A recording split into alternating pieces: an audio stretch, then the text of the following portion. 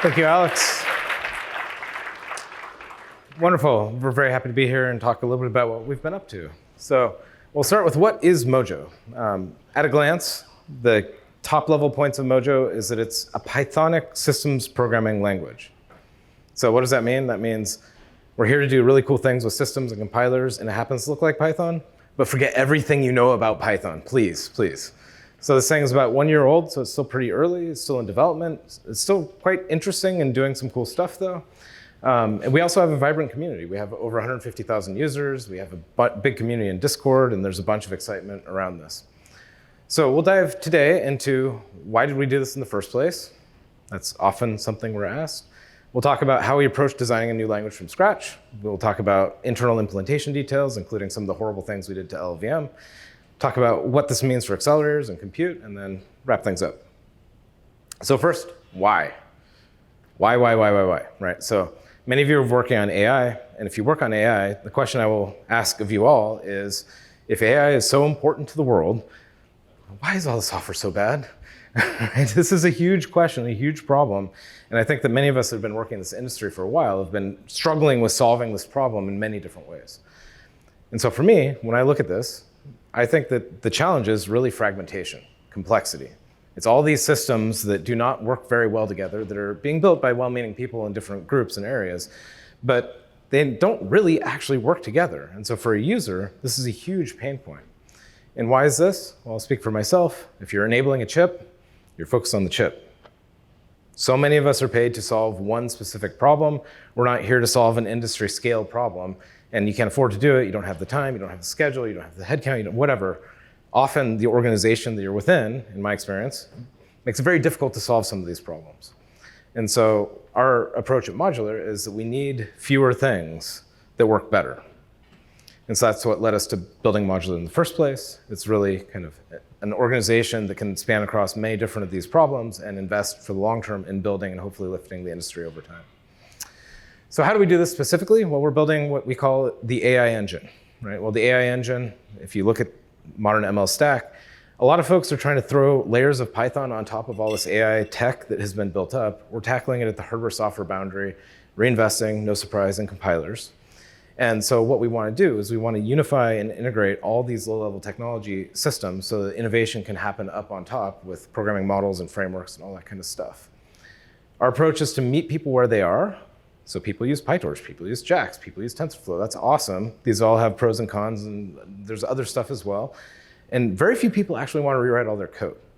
And so for us, it's very important to be drop-in compatible, meet people where they are, and work with their existing systems. The other thing is that this is not a research project. Like, there's a lot of really interesting and cool things that have been built over the last 8-ish years of AI infrastructure. It often gets fragmented out into all these different systems. We've learned from many of them, and so what we're doing is we're pulling this back together and doing hardcore engineering, not research, to build a production quality system that we hope can scale for the world. I'll go through this super quickly. What is an AI engine? Well, it's really two things. One is this operator graph. The operator graph, in the interesting case, is heterogeneous. So people often focus on, for example, a GPU, and how do I make matrix multiplications go fast? And that's a super important problem.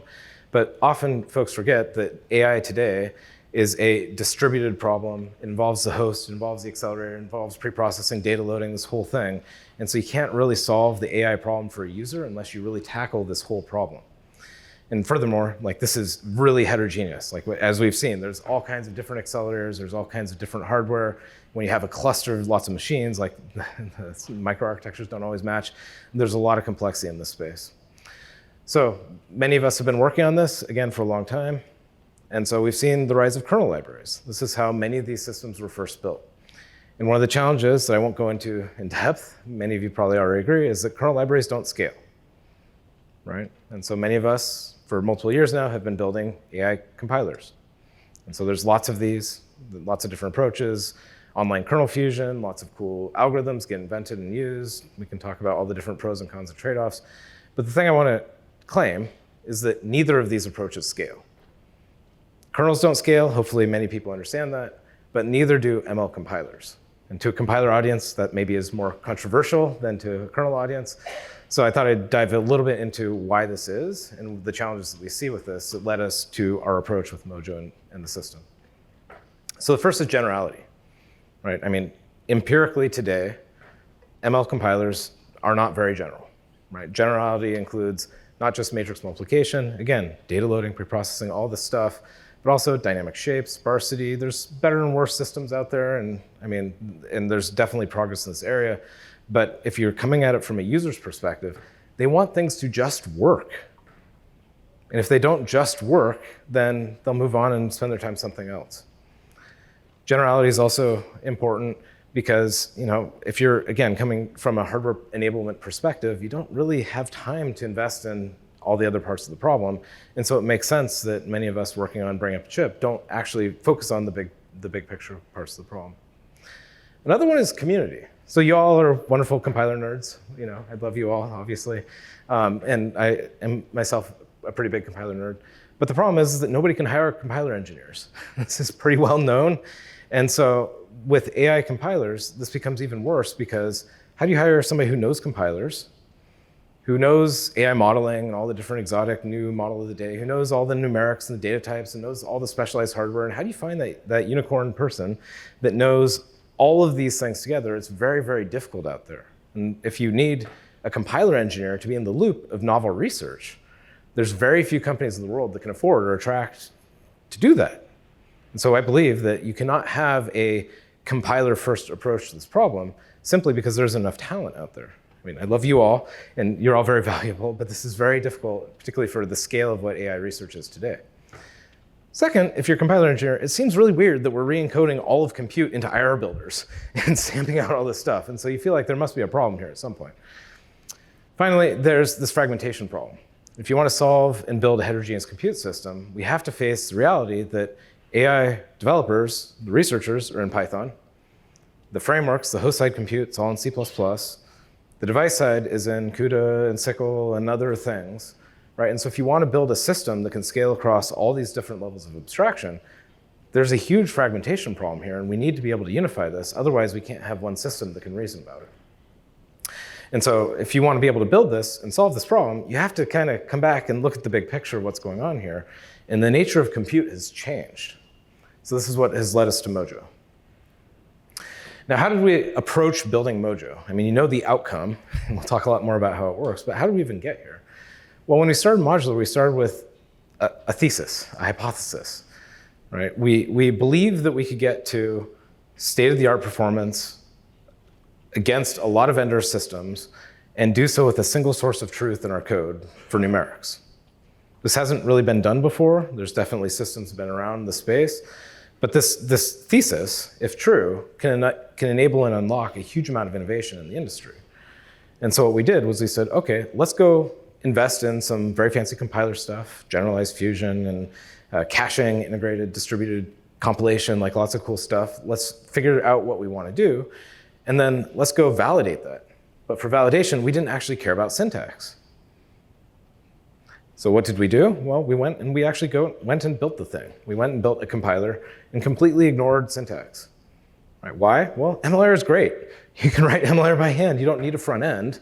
And so what we could do is we could actually go build major kernel libraries and things like this and validate architecturally we could deliver the performance that we wanted to, show that the compiler worked, iterate rapidly on the compiler without having to change a dependency, and go and do this. And what we found, fortunately, is that it works. The technology we built actually is good, it worked, it was proven out.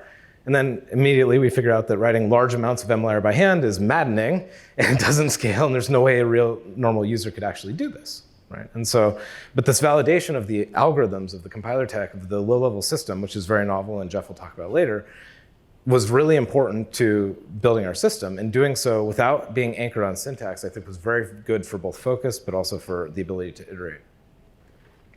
So once you get that, you get to the point of saying, well, what about syntax, right? Syntax actually does matter. And so the three major approaches we looked at are, do we take an existing language like C++ or Swift or something like that? Do we do an EDSL? Do we do a new language? And so when we were talking about this, we came back to our core principles, right? Our values, our goals, which is that we want to meet people where they are. And whether you like it or not, AI developers, but also most software engineers are all in Python. Right? Python's pretty arguably the most popular programming language in the world. And so if you're coming from a Python viewpoint, arguing with people, trust me, I've been there, to try to get them to switch to a different thing is a huge amount of work and it doesn't really go anywhere. And so we realized and believed we had to go with Python. And what that meant is that suddenly a bunch of existing systems are just off the table. Like C++ is not Python, Swift is not Python. Like these things are not Python. And so that really allows us to focus our frame. What about EDSLs? Well, EDSLs are super common. They're super popular. And they exist for lots of good reasons. They're relatively easy to implement. We've had several talks at the conference about how to use Python so that you can extract and build IR from Python ASTs and things like this. It means you don't have to build tooling, you don't have to retrain, you can get to market fast. The problem is that they provide a really bad developer experience, right? You don't get a debugger. This really can't fit into the existing systems. If you care about host performance and generality, Python's not there, right? At least not the level of performance that we care about. And so what we really want is we want a system that allows us to innovate at all layers of this stack. Okay, well, how about a new language? Again, you know kind of where we're going with this, but a new language has the advantage of you get the best quality result, you can control everything, you can invest in things, you can target CPUs with high performance, which is quite important to us. But what you need is a strong vision for what you're trying to do. You need a long-term commitment, because a demo is easy, but a production quality thing is hard. You need to be able to pay for it. You need to be able to track people. You need to be able to have a big target of developers that makes it worth doing in the first place. And so this is actually well known to be ridiculously expensive. Like building a new programming language is not a simple thing that you should reach for as your first outcome.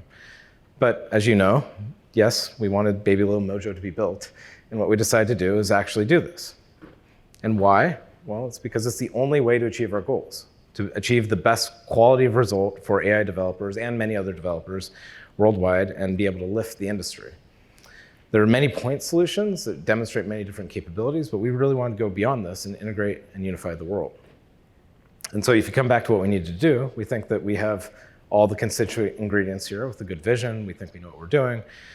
We also know how hard this is. So I've personally built several major programming languages that are used in production and have seen the entire journey and made many mistakes and have learned from them.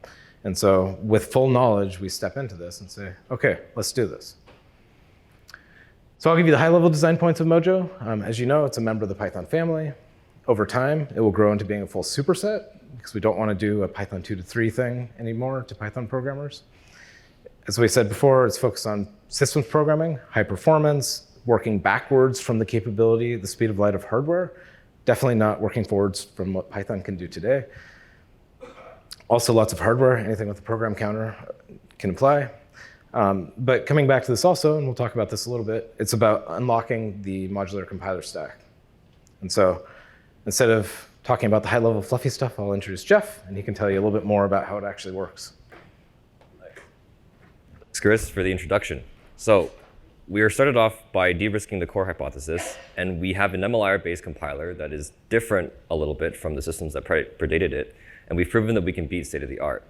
The problem is that we've got like 50,000 lines of handwritten MLIR, and handwritten MLIR is like write once, read never. It's so verbose. You have to write the types every time you use an SSA value. It's pretty hard to actually write incorrect code, but then it's not readable, it's unmaintainable, and the new people being brought into the company are like, what is this? So we need syntax. We need a programming language for MLIR. Why all MLIR? Well, it turns out that modern computers are getting really complicated.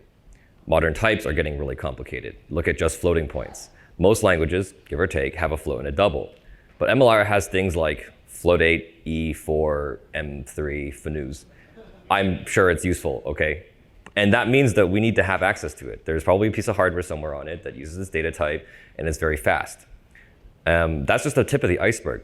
MLIR is such a vast ecosystem with many different kinds of hardware targets, domain-specific dialects, and so on. And we would like Mojo to be able to take advantage of all of that. So we need syntax sugar for MLIR in general. But then how do we approach something like that? Well, we start with the types. In a programming language, types tend to be the most load-bearing element. You need types to do computations on them, after all. So let's start by focusing on a library-based language. That means that we write all the parts of the language in the library. And the good news is anybody can write libraries. So this scales the effort of engineering to everyone in the world who can write Mojo, not just a couple of people who work on the language. And that's really important because we don't want built-in types in the language to be special or be more performant than what you can enable in the library, because that bottlenecks performance and the scalability of the system to the people who work on the language. So we need to give people who use the programming language, library authors, the same power as language engineers. It turns out actually that Python has a really extensible type system. You could argue that user-defined types in Python are actually much more powerful than the built-in types like int or float. And the reason is because Python provides this kind of ability to encapsulate type semantics behind dunder methods, which are really syntactic wrappers. So let's just use that in Mojo, right? We use a struct, which is like a class, but it's densely packed and performant, to wrap an MLIR type. And then we use dunder methods as well as class methods to wrap MLIR operations. And what you get is any MLIR type will work, any MLIR operation will work. And so now we have 1 + 2 desugars to an MLIR op index.add. The other important aspect is we need to make sure that these user-defined abstractions feel native, that they're zero cost. So how does Mojo do that? Well, it has a couple of bells and whistles to tell the compiler that treat this type in a specific way, effectively giving a built-in like experience. And one of these is, say, always inline no debug, which will always inline the function, no question about it. And for a better debugging experience, it nukes out all the debug info, so you don't step into a plus of an integer. So if we put this all together, just these pieces of basic types, so you have a simple while loop in Mojo, well, the parser will then spit out a bunch of source level IR, right? But then Mojo has guaranteed optimizations that run all the time, such as the always inliner and mem to reg. And then this gets desugared down to IR that is pretty close to what we would have written by hand. And that's important because it, from the get-go, provides a predictable IR gen model for the programmer, and it helps us get an off-ramp from all the handwritten MLIR. So it turns out we've actually discovered what MLIR really stands for. It's Mojo Fire Emoji Language Intermediate Representation. And the best part is your dialect works too. So this is zero cost abstraction around any MLIR. So let's say you have a shape dialect with a mosh.ape type, and it implements plus to concat and subscript to getDim. Well, now you can write shape functions in Mojo. It spits out some IR that's been desugared to, and then you can ingest this IR and do cool compiler stuff like shape inference. And the best part is all of the language tooling just works. So you get code completion, you get doc generation, you get syntax highlighting, and even debugging if that's relevant. But MLIR just forms the bottom level of the language. It's how we talk to the hardware, it's how we talk to the various dialects. Building on top of that requires higher level abstractions. And the way you do that in Mojo is metaprogramming. So Mojo needs to build hardware generality. And the way we do that is with metaprogramming. So you can write a kernel without caring about what the vector length is, and then say, in this example, ask the compiler to pick one for you. It turns out that metaprogramming is also pretty cool. Generics are nice, code reuse is great, and it allows to have scalable development. So where can we look at for a metaprogramming system? Well, I actually like C++, I don't know about you. And C++ has templates. And duck typing in C++ is really powerful. Lets you write some pretty crazy generic code. The problem with that is that the usability is poor. I think template error messages get better every year, but there's still some room to go. And it turns out that for the kind of metaprogramming, high-performance programming needs, C++ templates just aren't good enough. So imagine you have a tensor type. It has a static or dynamic rank. It has a static or dynamic D type. It has partially dynamic shape, partially dynamic stride. It gets ugly pretty quickly. So it's not good enough, and let's see if we can build something better. So it turns out, once again, Python actually has really powerful metaprogramming. Decorators can arbitrarily modify objects and return a function where there is a type. And it, with full AST reflection in Python, is what enables all of these crazy libraries, such as the ML frameworks like PyTorch, JAX, and TensorFlow, as well as things like Numba. The problem with the Python metaprogramming is that it happens at runtime, which means it's slow, it's not going to run an accelerator, and it gives us zero control over the generated code. So the challenge for us is let's try to do it at compile time. So that brings us to Mojo parameters. Mojo parameters are compile time values that form the backbone of the metaprogramming system. So structs can have parameters. These are compile time values. Functions can have input parameters.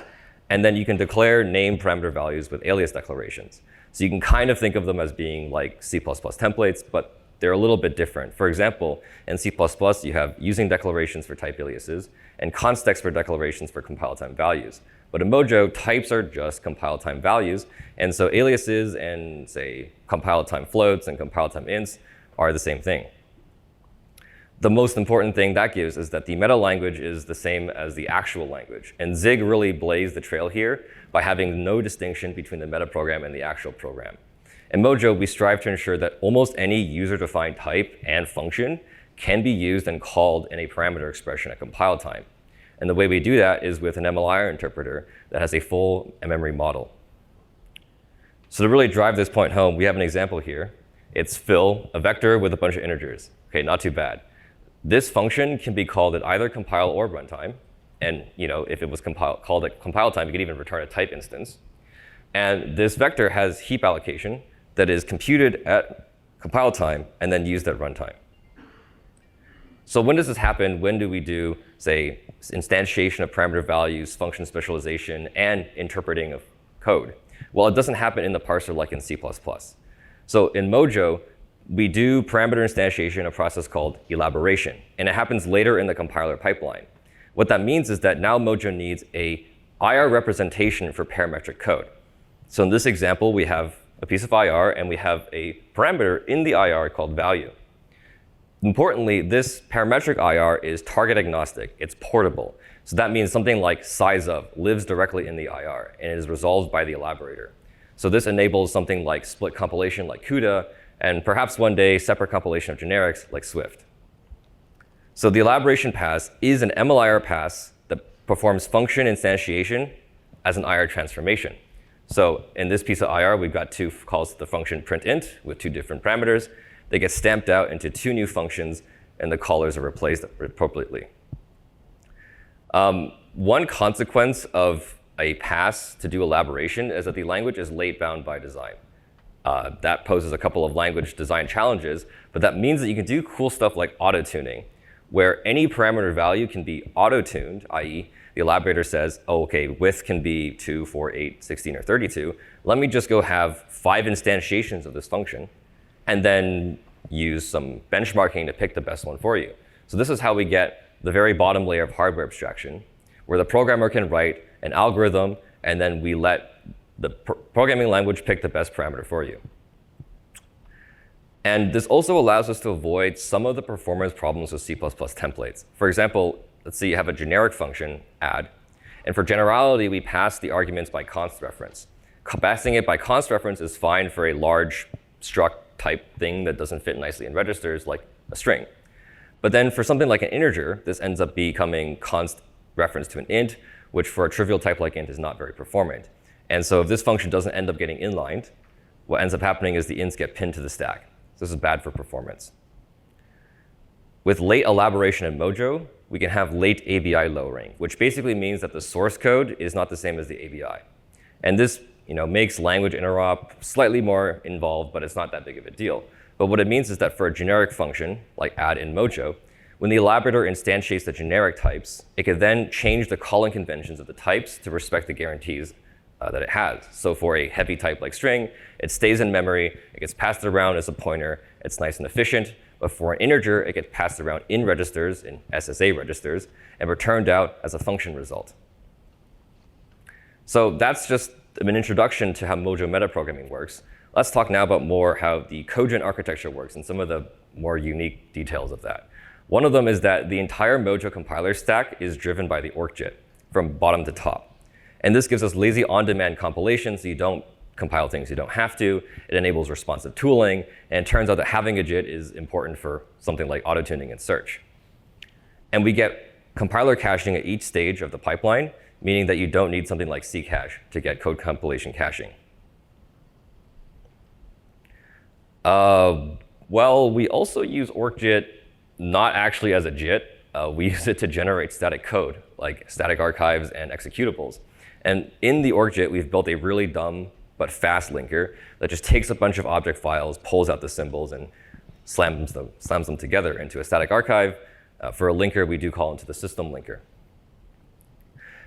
As we mentioned before, we have a pre-elaboration portable IR, But that also means that we can serialize this into MLIR bytecode, and that makes Mojo packages architecturally portable. A Mojo package will contain this parser level, source level IR, as well as the pre-elaboration IR, and optionally, you have the post-elaboration and pre-compiled code for various targets.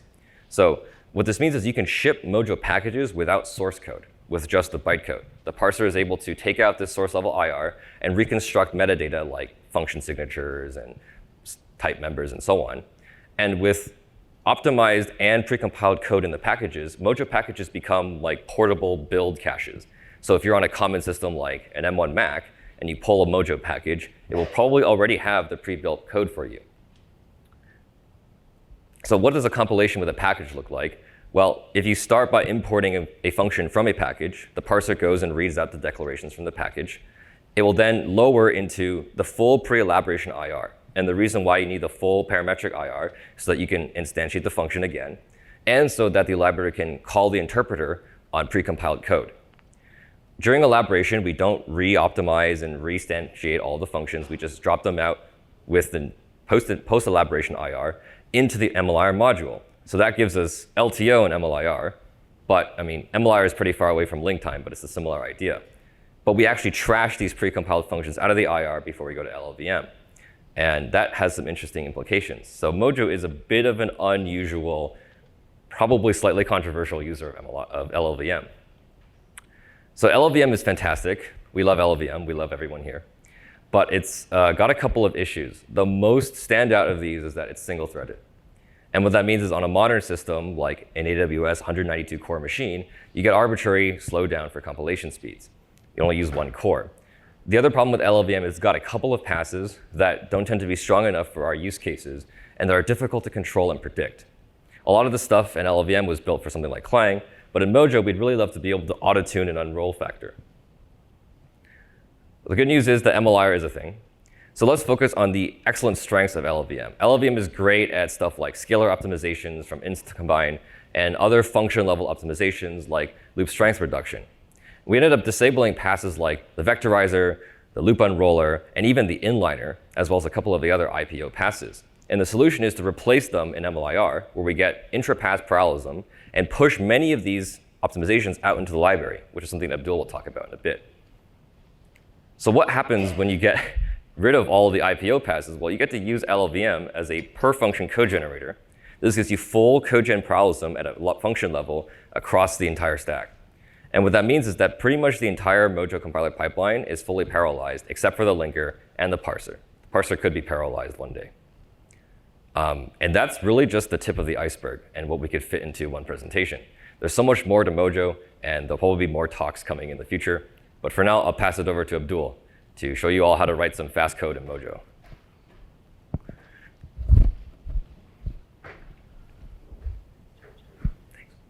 So going back to what Chris said at the very beginning, we had a hypothesis to begin with. We want to write fast code. That's why Mojo was written to begin with. We wrote things in MLIR. We've proven a lot of the tech. Let's write things in Mojo and let's show the performance. So let's step back. How does existing performance libraries, how are they built today? Well, the short answer is whatever it takes to get performance. There's no style guide or anything like that that's usually maintained. And that also means there's a lot of suffering because there's lack of tooling, et cetera. So what people do is they write things in assembly. Oh, great, but please don't. It's not a super productive programming language. Others build compilers as C++ templates. And God forbid, you mess one of the 7s becomes a 6, and you get some nasty error message. Others build C++ DSLs that generate ASMs. Others write Python programs that generate assembly. Others write Python templates that generate C++ templates that then you feed into Clang. And these are not research projects. These are production libraries that are used today. You probably used one already. These are by the big companies.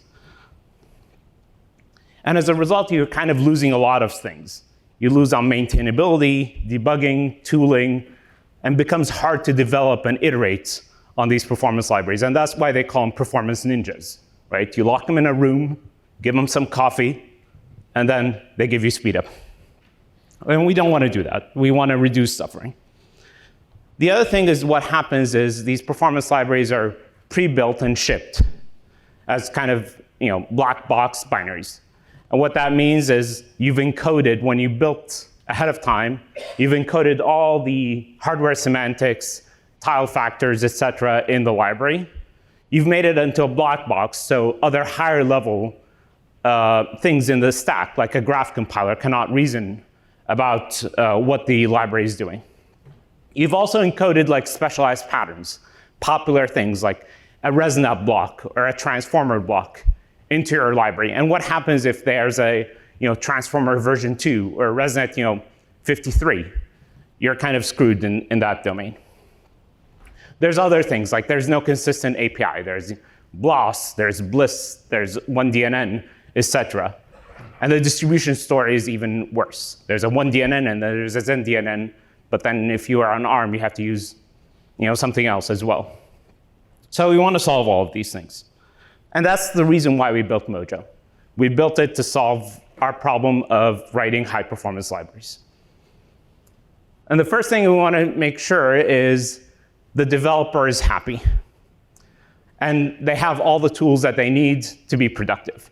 So rather than, as kind of Chris mentioned, a lot of developers are not compiler engineers. They can write libraries. They probably cannot go and write a pass and so on. So let's put optimizations in the library, and I'll have some examples later on. Let's also leverage what computers are good at. So when I was in grad school, a lot of grad students were essentially grid searchers. They would just enumerate everything, try 50 things. You lock them again in a room for a month, and they say, oh, the best tile factor is 6 and 4, and so on. Let's not do that. Let's use computers. Computers are great at these sort of things. They can scan things, you can do smart searches, and so on. So let's use auto-tuning. Let's use algorithmic selection, and let's build that in the language. And let's make sure that we have tooling to make these people productive. Debuggers. How do you debug the Python template that generates C++ template that does something else? It's hard to begin with to debug C++ templates. Let's also build like a language that's aware of like the 21st century. So SIMDs are a thing. So let's be SIMD first. Let's have scalars to be a degenerate form of SIMD of length 1, and make the SIMD parametric. Let's also make the library, the one we ship, the standard library, have first-class support for SIMD types. Also, multi-core is a thing. So let's build parallelism and asynchrony into the language as well. And finally, we can have these nice things, but sometimes people are like, I want my assembly back, or I want to use the LLVM intrinsic. Well, all of this is built on top of MLIR and LLVM, so you can get any of the intrinsics that you want. You can reach into them. You can also write inline assembly, which is kind of interesting given that you're in a Python a syntax language. And you can target any LLVM backend. So we're standing on the shoulders of giants. So we're leveraging all LLVM and MLIR backend infra to do that. Let's also not build a DSL. So even though some of our use cases is AI, the programming language should be general. I should be able to do some operations in Mojo, but then do the plotting through our Python integration. And that requires a general purpose programming language. So one of the things that we made a decision on is let's make the kind of compiler lean, and let's move a lot of the optimizations and the infra to be kind of functions in the Mojo library. So we use very limited number of dialects in MLIR core, and I know this might be controversial. So we're not using vector, arith, linalg, or any of these dialects, MVVM, any of these dialects. We're only using the LLVM and index dialect. And there's a bunch of reasons for them. Sometimes they're not general enough Sometimes they don't fit in our use case. They bring in a lot of code that we don't care about, and there's like, for the lack of a better term, sometimes like cyclic dependencies and so on. And having a lot of the functionality in Mojo code means you could iterate a lot more quickly. So let's implement something like a vector dialect type of thing in Mojo. So we have this SIMD type, and we have a function called reduce max. And if the size of the width of the SIMD vector is 1, we're just going to return the scalar directly. If we're on x86, it ends up like there's a, LVM has an instruction for horizontal addition or horizontal max. That's not great for Intel, so we could do a kind of a tree reduction thing. But if it's floating points, we use a different algorithm, and we call directly to an LLVM intrinsic. This is compared to how the vector dialect lowers. You're writing essentially the same stuff minus the special case for x86 in essentially C++ code to lower directly to the LLVM dialect. We can also do similar things like transforms. So as Jeff mentioned, we disable the LLVM vectorizer, and instead we have folks be kind of opt-in to the vectorizer. And we've implemented a vectorizer in these 5 lines of code. So in one case, we've parameterized the function on the SIMD width, and we're going to call it for the specific SIMD width, and the leftovers, we're going to call the function with a value of 1. So what does this mean to the developers? It means that when you're trying to do an optimization, when you're trying to add a new feature or target a new hardware, the first thing is not, oh, I'm going to need to write a dialect, or I'm going to reach into TableGen. The first thing is, I'm going to reach into Mojo, and I'm going to do experiments and so on. You can invent new optimizations, weird ones, incorrect ones, or maybe even point optimizations that only works in this function, in this domain, in this context. This is all fine, but I care about performance. I'm also a compiler engineer, but ultimately I care about performance. So let's look at the performance of Mojo. So one thing that people anchor on is the Mandelbrot set. The Mandelbrot set, we have a blog post that was recently published, but essentially at the end of the blog post, you end up with this 10 lines of code. And if you run this 10 lines of code, you get 68,000 times faster than Python. And you can kind of see the progression. You can look at the blog post after this presentation. There's a progression how to go to 90x faster all the way to 68,000 faster. But at the end of the day, this is the code that you're going to see. But nobody cares about Mandelbrot. There's ways to cheat in Mandelbrot. We're not cheating here, but nobody cares about Mandelbrot. So let's solve a hard problem. So let's look at matrix multiplication. So matrix multiplication has been studied since a lot of us have been born. There's also a lot more papers that were published this year about matrix multiplication. It's also difficult. The problem is dependent on the cache size and microarchitecture. It's also a core part of LAPAC and the ML system, which means hardware companies to go in the top 500 supercomputers, they have to optimize matmul. Or to be on the top of the ML perf, they need to optimize matmul. So a lot of effort goes into optimize matmul. And these libraries have been developed for decades, before some of us were born as well. But we also don't want to write the Python template that generates C++ template that maybe goes to Python again and so on. Let's be principled. So let's have a few kind of core things that we want from our matmul. We want a single source of truth. We don't have multiple. We don't want to have multiple files. We want to have one implementation. We want it to be as fast or competes with state of the art. Even though we can read assembly and we can program in C++, let's not do that. Let's write everything in Mojo. Let's make it fusible and do fancy stuff. Support dynamic shape and work on multiple architectures, etc. Our core hypothesis from the very beginning. And here's what we ended up with. So this is, again, a blog post from a few months ago. We're actually faster than this now, but we can compare against the best in class on their hardware. So we're 1.4x faster than Intel on Skylake systems. And this is fully dynamic. We're not specializing on shape. We're not doing pre-packing. We're not, I wish we were doing tricks. It's easy to get these results if we were doing tricks, but that's what we're doing. And we have no inline assembly. And let's run the same code, but now on Intel, or sorry, on AMD. We're 1.6x faster. Do the same thing, but on ARM. We're 1.2x faster. In fact, our implementation is about 2,000 lines of code. This is a toy implementation, but this is putting everything together.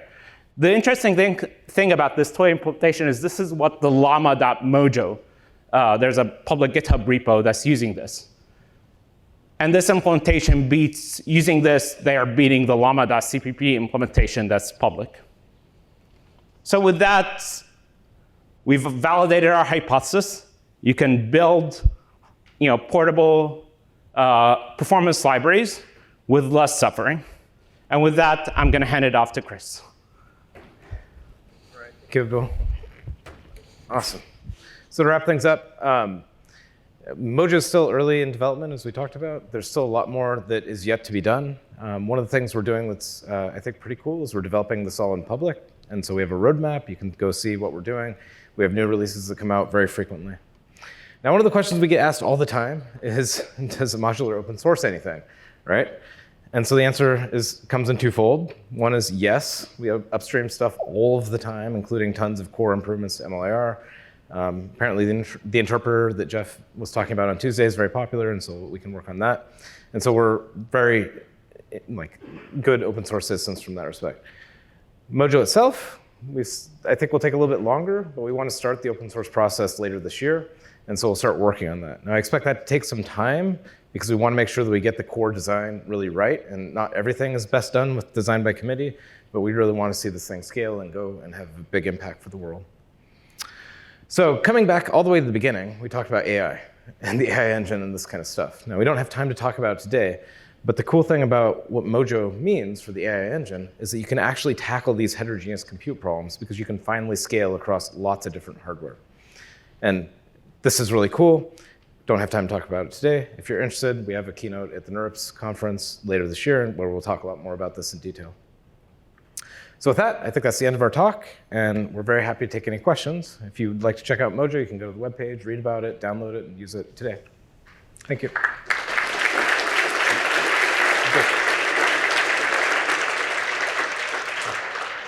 Thank you, Chris, Abdul, and Jeff.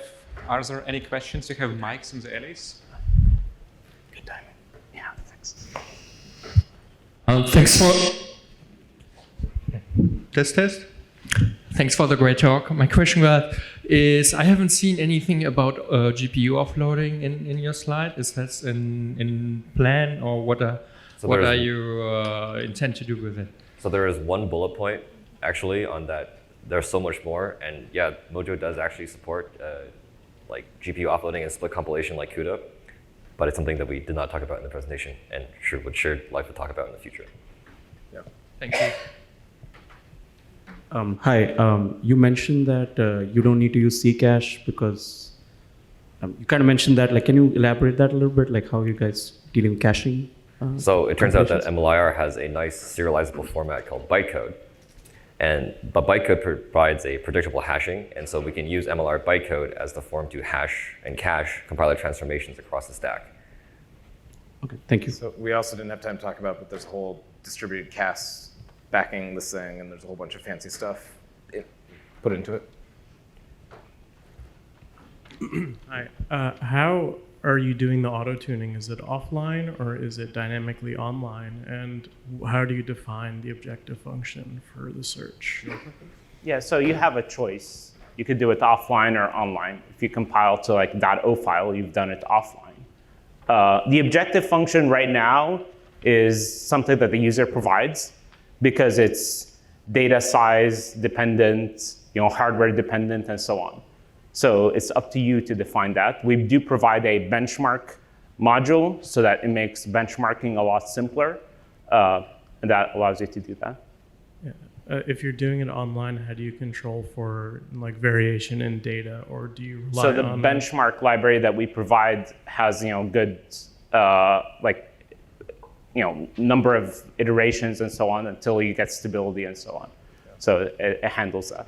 Oh, so it's not actually in production auto tuning. It's We like- use auto tuning today, so I don't know what Yeah, so I mean, there's core capabilities, then there's future stuff also. I mean, one of the things that it's designed for, but we haven't actually done, is send the IR to an FPGA and do evaluation remotely and then pull it back and things like this. or a simulator. Exactly. Yeah. It's a great talk. There was a point in the slide about optimization in the providing optimization in the library as opposed to the compiler. Are there any?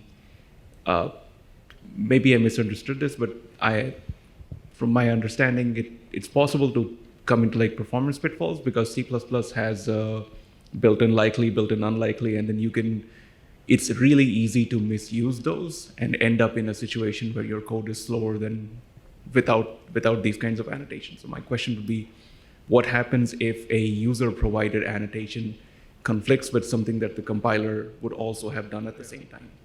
So from a compiler design perspective, one of the things Jeff was talking about is we've removed, not all, but a lot of the super unpredictable things in the LLVM optimizer. So our goal is to give full control and predictability to the programmer, which is very different from the make spec go fast kind of approach to compiler design. And what that does is that gives you the ability to then go and design library features that do things like, Abdul, you can talk about some of the crazy stuff you've done. But What's also important is that we have these abilities to say, please vectorize this loop, please unroll this loop, and so on.